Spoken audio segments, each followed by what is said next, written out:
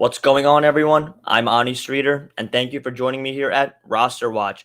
Quarterback competitions are coming to a close, and a few teams have named their quarterback ones to start this season. Let's start with the Denver Broncos, who named newcomer Teddy Bridgewater the starting QB for Week 1 over the incumbent Drew Lock. This is great news for fantasy managers who have rostered Jerry Jeudy, Cortland Sutton, and even Noah Fant, because Teddy Bridgewater last year supported two 1,000-yard wide receivers on the Panthers in DJ Moore and Robbie Anderson, and almost had a third with Curtis Samuel, who had 851 yards. On top of that, Teddy Bridgewater last year had a blistering 69.1 completion percentage compared to Drew Lock's 57.3, which was dead last in the NFL. So look for a second-year breakout for Jerry Jeudy this year with the Denver Broncos.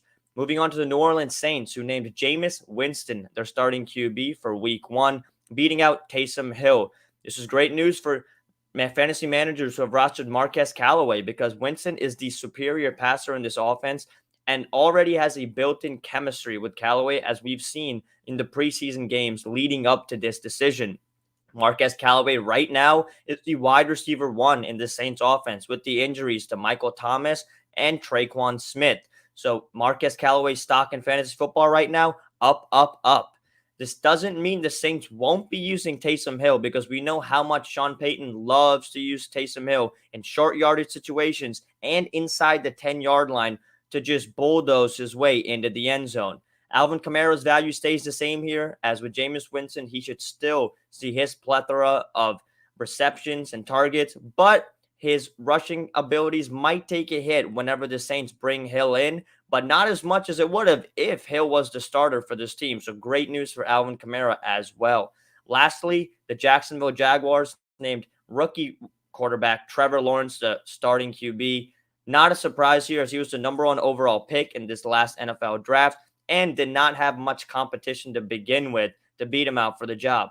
Unfortunately for the Jaguars, they did lose Lawrence's teammate at Clemson, rookie running back Travis Etienne, to a season-ending injury. So this is an uptake for James Robinson and Carlos Hyde, who could definitely vulture a couple of touchdowns from Robinson this season as the backup running back in that offense.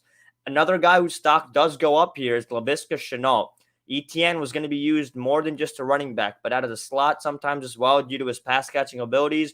But looks like Shenault will now have a firm grasp on the role as a slot receiver and could become one of Lawrence's favorite targets on third downs and short yardage situations, since they don't really have an established tight end in that offense.